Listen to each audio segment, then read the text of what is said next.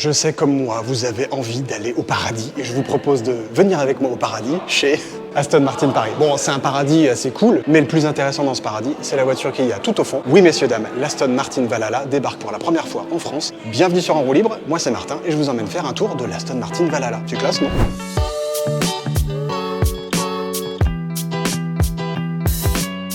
Le truc le plus cool finalement de ce projet Aston Martin Valhalla, c'est que c'est quand même une voiture qui a failli ne jamais exister. Si tu te souviens de cette histoire complètement dingue, le concept car Aston Martin Valhalla, le premier du nom, était apparu au Salon de Genève très exactement en 2019. Mais quelques petits soucis financiers de la marque ont failli mettre ce joli projet-là au rebut et heureusement, Lance Stroll, milliardaire de son état que tu connais sûrement si tu suis la Formule 1, et surtout Mercedes-Benz ont remis au pot et ont permis de continuer le développement de ce projet dingue jusqu'à arriver à tada! À la base, la Valhalla de 2019 devait être motorisée par un V6 maison. Bon, les quelques petits soucis financiers ont fait qu'on a repensé le truc. Et finalement, c'est bien un V8, dont on parlera un petit peu plus tard dans la vidéo, qui équipe cette belle bête-là. Et donc clairement, le deuxième truc le plus cool de cette voiture, c'est qu'on peut enfin la voir, la toucher, la détailler, puisque depuis l'année dernière, en 2021, elle est réapparue, on va dire, sous cette forme-là. Cette année, en 2022, elle dévoile son intérieur et reste un petit peu plus loin dans la vidéo, parce que oui, on va enfin pouvoir rentrer dans l'intérieur de l'Aston Martin Valhalla. Et puisqu'on l'a devant nous, en vrai, même si c'est une maquette, tu te rends compte des dimensions de la bête, puisque la longueur de cette Aston Martin Valhalla, 4,71 m,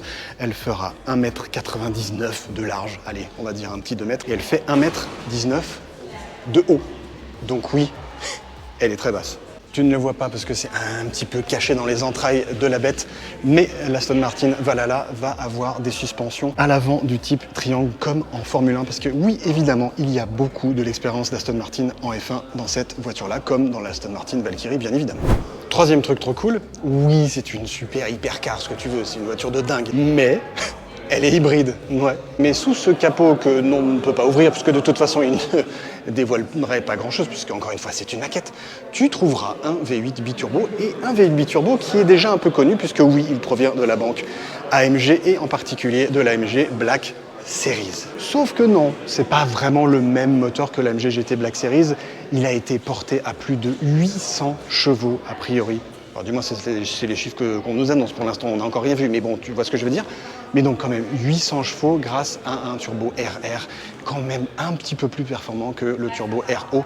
Et du coup, avec deux moteurs électriques, un paressieux, un à l'avant et un à l'arrière, qui cumulent à eux deux 204 chevaux en plus, bah oui, tu approches très clairement des 1000 chevaux et du fameux 1000 Nm, messieurs, dames. Donc oui, ça devrait arracher. Ça devrait arracher d'autant plus que le 0 à 100 est annoncé pour 2,5 secondes, que la VMAX devrait avoisiner les 350 km/h et que le but ultime de cette voiture-là, qui est juste derrière moi, c'est de taper le record du Nürburgring, les fameux 630. Et tu veux savoir le truc le plus rigolo avec cette voiture-là, c'est que tu pourras conduire en 100% électrique sur 15 km. Donc oui, tu pourras rouler avec une voiture qui fait quasiment 1000 chevaux, 1000 Nm et qui est un truc complètement dingue, sans aucun bruit, pendant 15 bornes. C'est plutôt rigolo. Par contre, j'ai posé la question tout à l'heure de savoir où est-ce qu'on branchait un câble pour la recharger.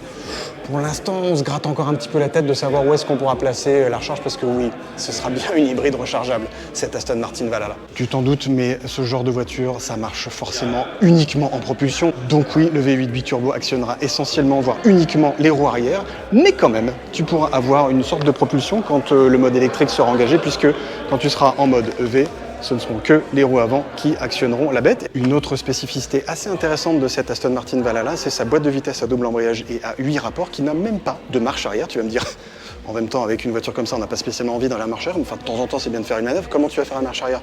Eh bien, tu vas te proposer à tes petits moteurs électriques, un à l'arrière, un à l'avant, de faire la marche arrière pour toi. Tu t'en rends compte assez rapidement, le design de cette Aston Martin Valhalla est complètement dingue et c'est surtout le travail sur l'aéro qui est ahurissant. On se détaille ça. Le premier truc qu'on va remarquer, c'est évidemment cette calandre à l'avant avec cet esprit Aston Martin, tu vois, la grille et ce côté un petit peu nez de requin qui lui aussi déjà préfigure un travail d'aéro énorme, puisque comme tu le vois, il y a déjà un énorme splitter par ici et le flux d'air commence à passer par ici sur le capot. Et alors là, c'est là que la symphonie commence, puisque tu le vois, tous les éléments, tous les évents ici, on voit la roue par ici, ça c'est un travail très Formule 1 est-ce que j'ai envie de dire.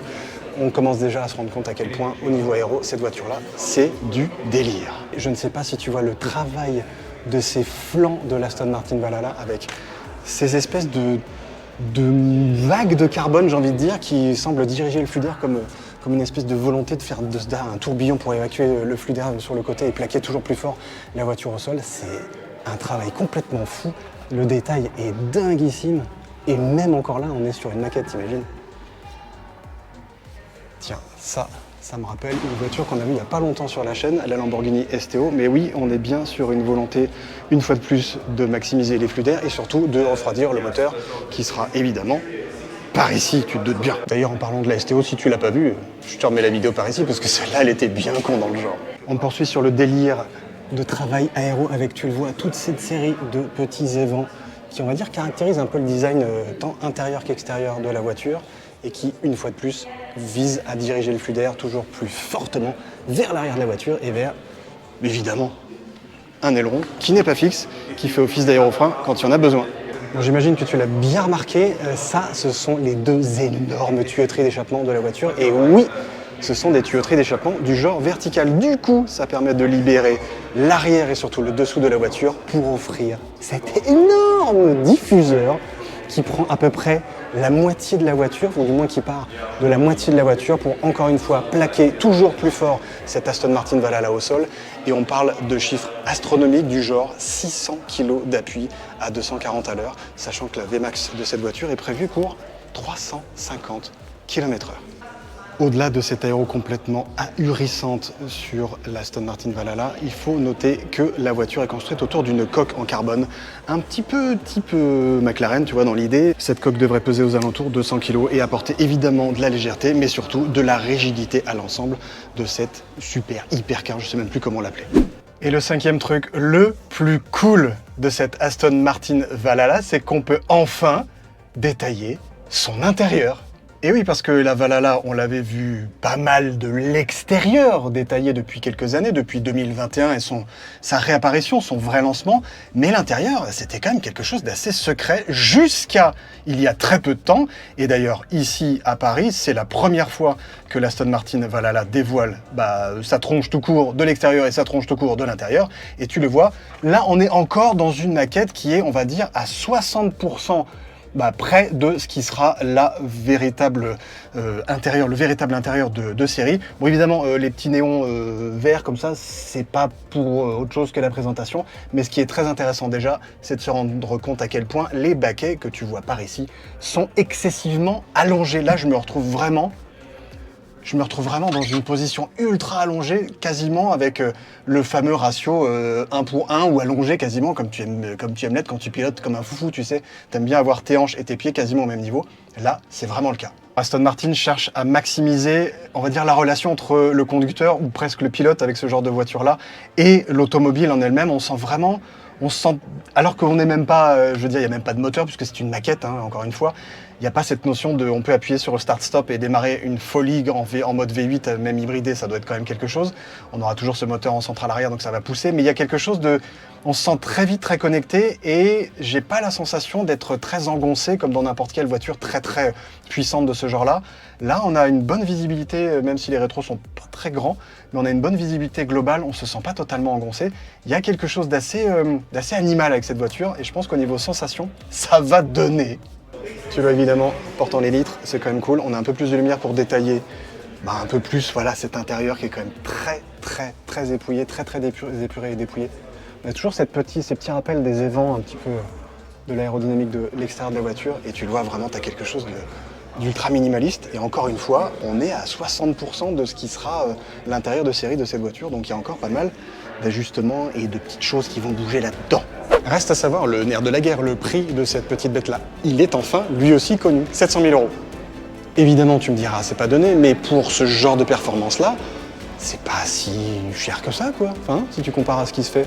Reste maintenant à démarrer la bête une fois qu'elle pourra démarrer, puisque oui, la production ne devrait pas se faire avant 2024. Donc on a encore un petit peu de temps avant de profiter des vocalises de cette belle bête-là. Bon, par contre, des Aston Martin qui démarrent, sur la chaîne, il y en a 3. Et la dernière, c'est la plus débile que j'ai pu essayer, même si c'est pas forcément ma préférée, c'est la DBX 707. Si tu n'as pas vu ce test-là, cours-y, et surtout si tu n'as pas vu le délire absolu que représente un V12 Aston Martin dans une DBS Superleggera. Pareil, on se donne rendez-vous sur les vidéos. Allez, à tout de suite.